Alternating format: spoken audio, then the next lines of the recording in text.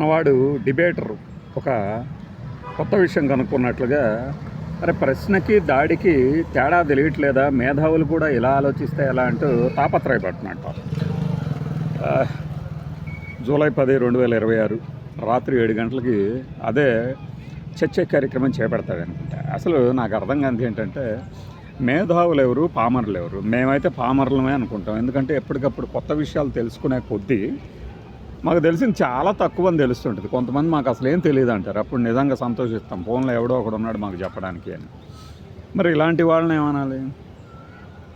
ఇప్పుడు ఎదురు ఎవరున్నారు ఏంటి అనేది చూడకుండా, ఇప్పుడు ఈ కారు వ్యక్తి పాపం అక్కడ కూర్చొని ఉంటే వాడి మీదకు తీసుకెళ్ళిపోతున్నాడు అంటే అతన్ని మేధావితనం అనాలా? అంటే వాళ్ళే పక్కకు తొలగిపోతారులే అని. అట్లానే ఈయన రావణ్ అనే వ్యక్తి 36 ఏళ్ళు 37 ఏళ్ళ వ్యక్తి చేసిన కామెంట్లని దాడిగా చూస్తున్నాడు. ఆ లెక్కన మనం 12 ఏళ్ళుగా ఒక వ్యక్తిని కేంద్రీకృతం చేసి ఫోకస్ చేసి చేస్తున్న దాన్ని ఏమనాలి? ప్రశ్నలు అనాలా? దండయాత్రలు అనాలా? ఏ పదాలు వాడాలి? ఇక్కడ నాకు తెలిసి నిన్న ఒక జిలేబీ ఏదో ఎయిర్పోర్ట్లో జగన్మోహన్ రెడ్డిని కలిశారు పలానా వాళ్ళు, అవినాష్ రెడ్డి చూసుకుంటాడు చేస్తాడు, హీ విల్ చెక్ అనుకుంటూ ఏదో నానా అవస్థలు పడ్డాడు. బహుశా అది బాగా వైరల్ అయినట్టుంది. మనం కూడా దాని మీద డిస్కషన్ పెట్టుకుందామా? మనకి కాస్త వ్యూస్ వస్తాయి, జనం కూడా కాస్త ఇదవుతారు. టీడీపీ వర్గాలు విడుదల చేశాయంట. టీడీపీ వర్గాలు విడుదల చేసేదేమి? ఆ గగన అనే అమ్మాయి జగన్మోహన్ రెడ్డిని జస్ట్ కలవడానికి ట్రై చేసింది అంతే. అవినాష్ చూసుకుంటాడంటే ఏ అవినాష్? దేవినేని అవినాష్, కడప ఎంపీ అవినాష్? దాని మీద క్లారిటీ ఏమైనా ఉంది అసలు? అది గన్నవరం ఎయిర్పోర్ట్ దగ్గర అంటే ఎవడైనా ఏమనుకుంటాడు? బెంగళూరు ఏమో అనుకున్నారు పాపం కొంతమంది. గన్నవరం ఎయిర్పోర్ట్ దగ్గర కలిశారు, ఫైన్, వస్తారని తెలుసు కాబట్టి. ఒకవేళ వీళ్ళకి నిజంగానే అంత యాక్సెస్ ఉంటే పోయి తాడేపల్లిలోనే కలవచ్చు కదా. సరే, ఇవన్నీ కాదు.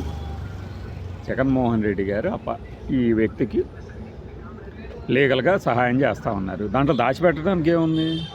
ఏనేదో పెద్ద బయట పెట్టినట్టు విడుదల చేసేదేంటి నాకు అర్థం కాదు. అది సీసీ ఫుటేజ్ ఉంటుంది, లేదంటే ఎదురుగా ఎవడన్నా తీస్తే విజువల్ ఉంటుంది. జగన్మోహన్ రెడ్డి వస్తున్నాడంటే జనరల్గానే ఒక 100 మంది కనీసం గుమికొడతారు ఎయిర్పోర్ట్ల దగ్గర, కానీ ఎక్కడన్నా అన్న వస్తున్నాడు రోయి అనుకుంటారు.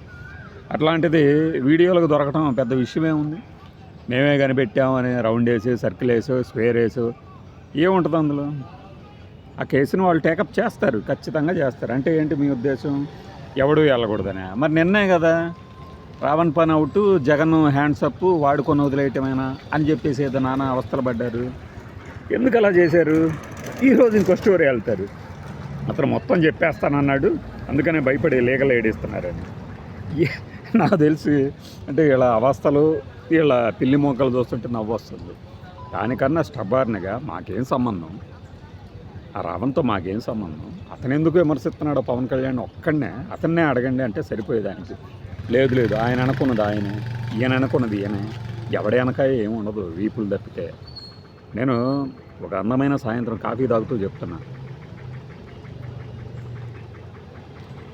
ఎవరికైనా సరే వాగ్ధాటి ఉండి చక్కని పదాలతో మాట్లాడుతున్నప్పుడు ఎవరైనా ఆకర్షితులు అవుతారు. దానికి పెద్ద మళ్ళీ ఫలానా పార్టీ ఫలానా పర్సన్స్ మినహాయింపే ఉండదు. చక్కగా మాట్లాడుతున్నాడు కదా, అతన్ని మనం వాడుకుందామా అనుకుంటాడు.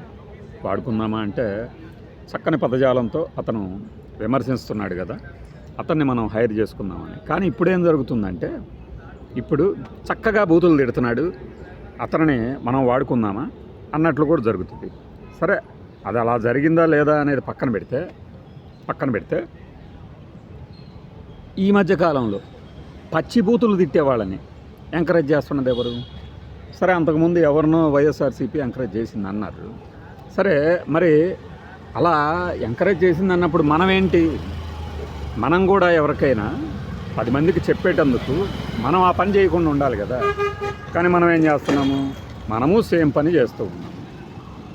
మనము కూడా అదే అంతకుముందు ఆ పార్టీ వాళ్ళు ఏదైతే అనుసరించారో అదే మార్గాన్ని అనుసరిస్తున్నప్పుడు మనకి ఇంకొకళ్ళని విమర్శించే హక్కు ఉంటుందా? ఇది ఒక ప్రశ్న. ఈయన బాధపడతాడు. మేధావులు ఎవరు? ఓ 10 మంది జర్నలిస్టులు ఉంటారు, వాళ్ళు వాళ్ళకి ఇష్టం వచ్చిన పార్టీ తరపున మాట్లాడతారు, లేదంటే ఆ పార్టీ భావజాలం తరపున మాట్లాడతారు, లేదు వాళ్ళకి నచ్చిన అంశాల మీద వాళ్ళకి నచ్చినట్లుగా అభిప్రాయాలు వ్యక్తం చేస్తారు. అది వీళ్ళకి వ్యతిరేకమైనంత మాత్రాన వెంటనే మేధావులు కూడా ఇలా మాట్లాడితే ఎలా?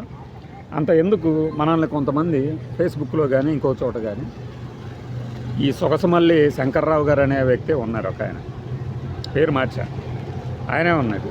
కృష్ణ గారి అభిమానిగా మీరు చాలా మంచి విషయాలు చెప్తున్నారు, కానీ మీరు కొంతమందికి అనుకూలంగా మాట్లాడుతున్నారు అన్నాడు. ఏమంటే ఇప్పుడు మీరు ఎవరికి అనుకూలంగా మాట్లాడుతుంది, ఎవరి తరపున మాట్లాడుతుంది నాకు తెలుసు, అందరికీ తెలుసు. కానీ నేను మిమ్మల్ని అడిగాను అట్లా చేయొద్దని. ఇప్పుడు నాకు నచ్చిన అంశాలను నేను మాట్లాడుతున్నాను. వ్యక్తిగా మనకు ఒక స్వేచ్ఛ ఉంటుంది, హక్కులు ఉంటాయి. అలానే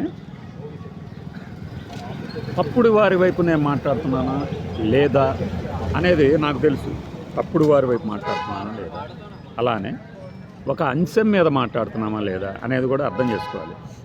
ఇప్పుడు ఇంతమంది మాట్లాడిన తర్వాత కూడా ఇంకా రావణ్కి పచ్చిగా మద్దతు ఇస్తున్నాడు, అతని క్రిమినల్, అతడు నేరస్తుడు అని ముద్రేద్దామని ట్రై చేసి రేపొద్దున అతనికి పెట్టినటువంటి సెక్షన్లను కనుక రద్దు చేస్తే ఒకవేళ అతను సచ్చీలుడిగా అంగీకరిస్తారా? మరి అంటే మినిమం సెన్స్ ఉండాలి కదా.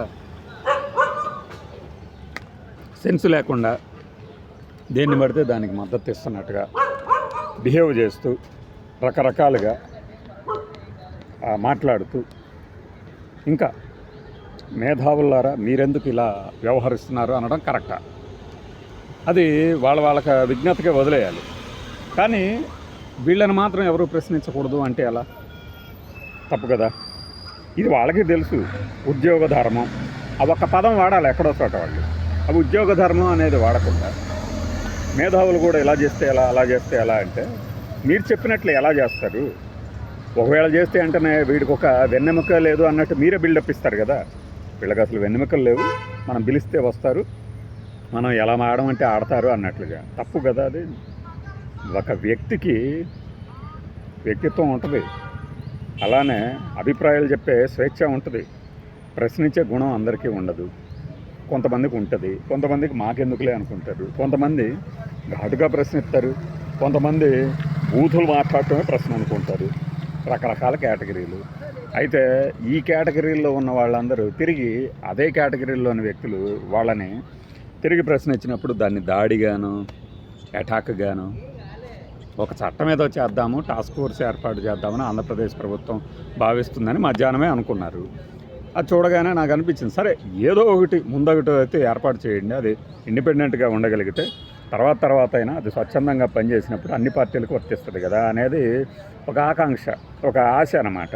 కానీ భావ ప్రకటన స్వేచ్ఛను గౌరవిస్తూనే వ్యక్తిగత దాడుల్ని, హననాన్ని ఖండించేలాగా కేసులు పెట్టేలాగా చేద్దామంటే అందులోని మొదటి భాగమేమో మన పార్టీ వాళ్ళకి వర్తింపజేసుకొని రెండో భాగాన్ని ప్రత్యర్థి పార్టీకి వర్తింపజేస్తామంటే కుదరదు కదా. అది ఎవరైనా కానీ.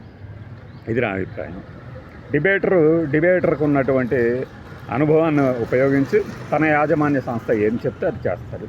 కానీ మనకి యాజమాన్యం ఎవరు లేరు, మన వ్యక్తిగత స్వేచ్ఛ ప్రకారం మనం మాట్లాడతాం. అంత మాత్రం చేత పచ్చిబూతులు లేకపోతే మన ఇష్టం వచ్చినట్లు మనము ఒక తప్పు అయిన అంశాన్ని కరెక్ట్ అని చెప్పడం ఎప్పుడూ చేయం.